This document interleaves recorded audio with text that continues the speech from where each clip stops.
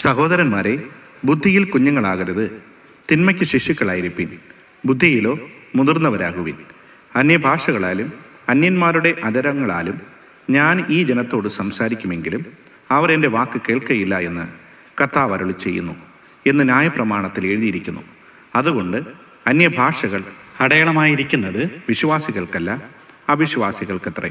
പ്രവചനമോ അവിശ്വാസികൾക്കല്ല, വിശ്വാസികൾക്ക് തന്നെ. കൊരിന്ത്യർക്ക് എഴുതിയ 1 ലേഖനം 14 അധ്യായം 20 മുതൽ 22 വരെയുള്ള വാക്യങ്ങൾ. പ്രിയന്റെ വരവിൻ ധ്വനി മുഴങ്ങും, കാക്കളെ പോലെ നാം പറന്നുയരും. പ്രാണന്റെ പ്രിയനാം മണവാളനിൽ പ്രാപിക്കും സ്വർഗീയ മണിയറയിൽ. പ്രിയന്റെ വരവിൻ ധ്വനി മുഴങ്ങും, കാക്കളെ പോലെ നാം പറന്നുയരും. പ്രാണന്റെ